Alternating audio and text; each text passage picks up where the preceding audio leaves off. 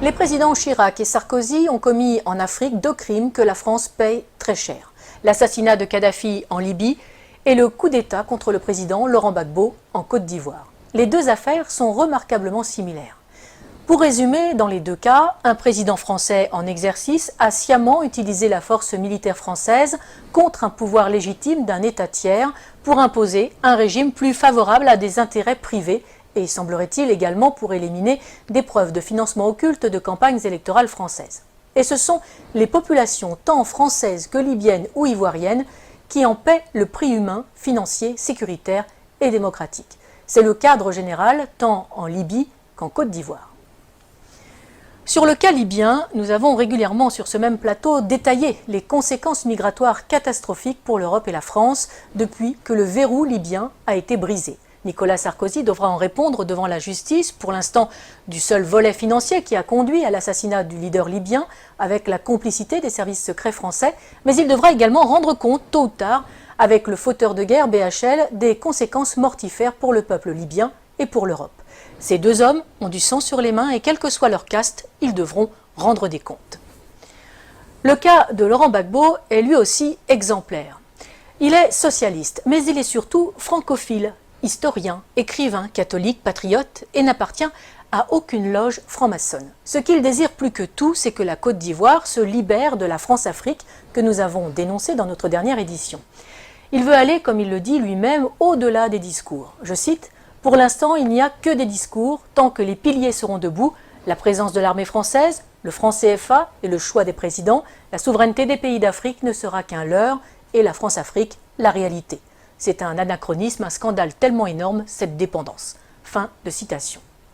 Il va vite devenir l'homme à abattre, d'autant qu'il n'est pas prompt à accepter les exigences de Villepin ou de Chirac qui attendaient, selon ses propos, des valises de billets et pas des valises de francs CFA. Longtemps opposant à Félix Houphouët-Boigny, emprisonné pour cela par le Premier ministre de l'époque, un certain Ouattara, qui est désormais l'actuel président, il est élu à la présidence de la République de Côte d'Ivoire en 2000 face à Robert Guéhi. Dès lors, la France n'aura de cesse de lui faire quitter le pouvoir de gré ou de force. Dès 2002, il doit faire face à une tentative de coup d'État par des éléments armés par le Burkina Faso. Non seulement la France ne le prévient pas de l'attaque, comme Laurent Gbagbo le dira plus tard, bien sûr qu'ils ne m'ont pas prévenu puisqu'ils étaient dans le coup. Mais Michel Alliot-Marie, alors ministre de la Défense de Chirac, refuse de faire jouer les accords de défense pourtant imposés à l'indépendance en 1960 par Paris. C'est une affaire ivoiro-ivoirienne, dira-t-elle. Henri Emmanuelli, ancien président PS de l'Assemblée nationale, expliquera cette trahison par cette sentence, je cite, « Laurent Gbagbo a eu depuis le début un souci, faire de la Côte d'Ivoire un pays indépendant. C'est cela qui ne lui a pas été pardonné. » Pour Laurent Gbagbo, ce coup d'État est la conséquence directe d'une loi sur l'assurance maladie qu'il a fait voter. Une loi destinée à mettre en place 2 caisses, une pour les paysans, une pour tous les autres travailleurs, financées par les bénéfices du cacao, du café, de l'EVA, mais aussi des mines de diamants et d'or. Les compagnies de la France-Afrique y voient une menace trop grande pour leur marge. Le coup d'État est donc lancé. La moitié nord du pays sera depuis cette date sous la domination de bandes de pillards et de rebelles. L'immigration de dizaines de milliers d'étrangers et la distribution de cartes d'électeurs visent à fausser le vote des Ivoiriens et à faire main basse sur le sud, Eldorado agricole et minier de l'Afrique. 30% de la population ivoirienne est, selon les dernières estimations, d'origine étrangère. En 2010, lors de l'élection présidentielle à Bouaké, fief de la rébellion et de Ouattara, on relèvera 250 000 votes exprimés pour 150 000 électeurs inscrits. Mais les événements ne vont pas assez vite. Pire, le régime légal de Laurent Gbagbo tient bon et avance vers la modernité. Décentralisation, création de conseils généraux qui s'attellent à la construction de lycées, de dispensaires, de routes. Les succès du Sud, sous le contrôle du pouvoir légal d'Abidjan, font rêver les Ivoiriens de la partie nord qui subissent les pillages et l'arbitraire des rebelles qui soutiennent Ouattara. Laurent Gbagbo est de plus en plus populaire. Si Laurent Gbagbo n'est pas dupe, il confiera depuis sa cellule à La Haye, je cite, « Pour anticiper les coupes d'État, il me suffisait de suivre les cours du cacao ». Il fait preuve de retenue, accepte de discuter même avec les rebelles, et malgré le double jeu du gouvernement français. L'ONUCI, l'opération des Nations Unies en Côte d'Ivoire, saluera même le professionnalisme des opérations militaires de l'armée ivoirienne qui ne provoquent aucun dégât collatéral ni victime innocente. Il faut donc trouver un prétexte. La première tentative majeure date du 6 novembre 2004. Deux Sukhoi de l'armée ivoirienne, pilotés par des mercenaires biélorusses, bombardent la zone de confiance, dénommée aussi ZOC, notamment à Man et Bouaké, et font 9 morts et 39 blessés parmi les soldats français.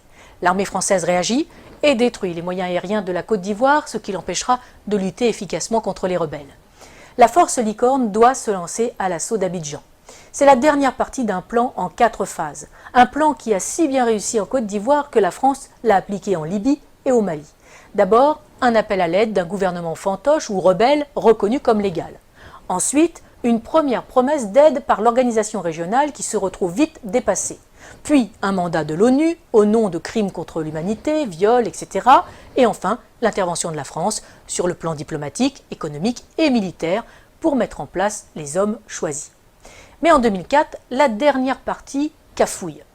Des informations révélées par Wikileaks et des enquêtes de presse suggèrent une manipulation visant à justifier une action militaire contre Gbagbo.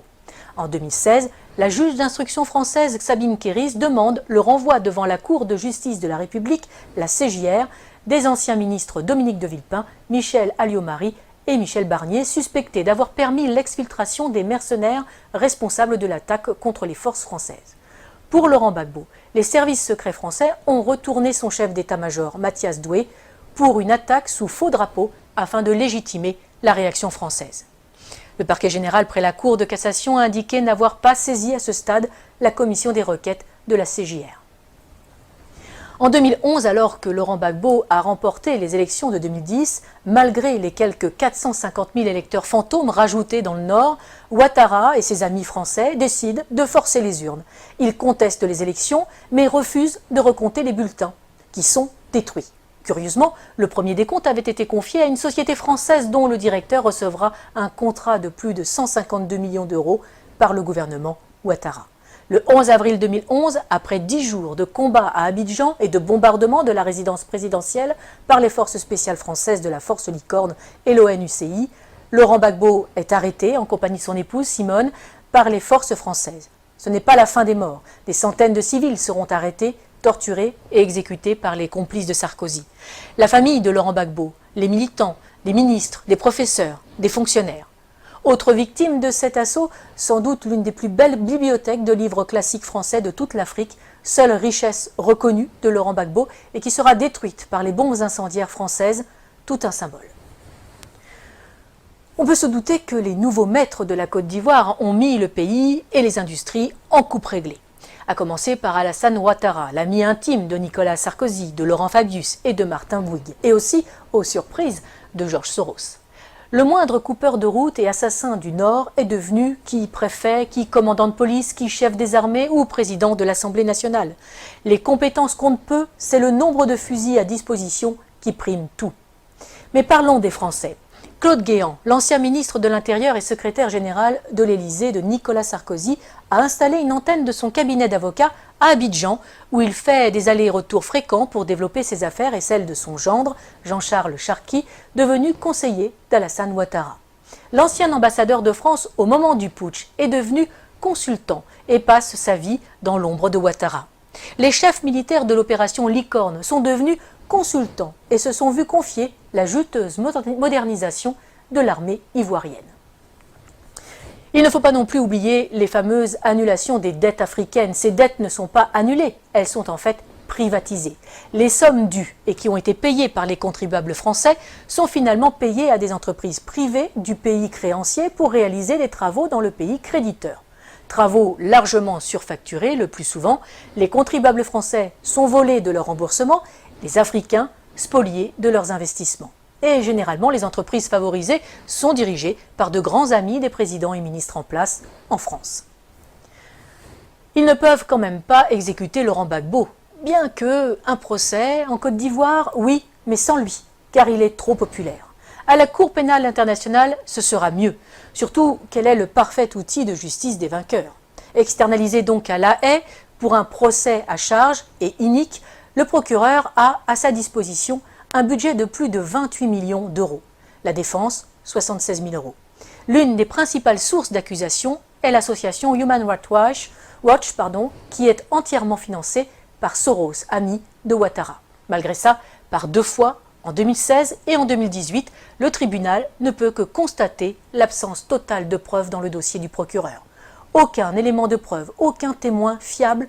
Le 15 janvier 2019, Laurent Gbagbo est acquitté par la CPI de la totalité des charges portées contre lui après plus de 7 ans de prison préventive. Il reste cependant en résidence surveillée en Europe. La Belgique lui offre l'asile. Le temps, paraît-il, pour que le procureur puisse faire appel sur de nouvelles bases. Lui, qui n'a jamais réussi à monter un dossier alors qu'il a travaillé main dans la main avec Ouattara et les gouvernements français. Nous n'avons fait ici qu'effleurer ce sujet vaste et complexe qui pourrait servir de trame à une série d'espionnage et de géopolitique. Pour ceux qui voudraient aller plus loin, qu'ils n'hésitent pas à lire l'ouvrage « Libre pour la vérité et la justice » de François Mattei aux éditions Max Milo. Il est le fruit des entretiens de l'auteur avec Laurent Gbagbo pendant ces 7 années de détention arbitraire. Publié quasiment à la veille de la libération du président ivoirien, ce livre est la preuve que Laurent Gbagbo a eu raison trop tôt. Mais il n'est pas dit qu'il ne revienne pas dans le jeu politique ivoirien, totalement blanchi des accusations portées contre lui, fort de ses réussites comme président et avec un programme toujours plus d'actualité. Il faudrait plus de chefs d'État comme lui en Afrique, conscients des atouts de son continent, préférant des relations saines avec la France plutôt que l'exigence d'une repentance perpétuelle imposée aux Français pour des crimes qu'ils n'ont pas commis.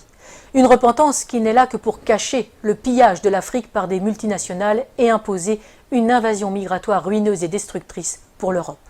Défense de l'identité nationale, mise en œuvre d'un patriotisme social permettant de vivre et de travailler au pays, non-alignement, intégrité de ses élites politiques et économiques. Il faudrait peut-être aussi plus de Laurent Gbagbo en Europe.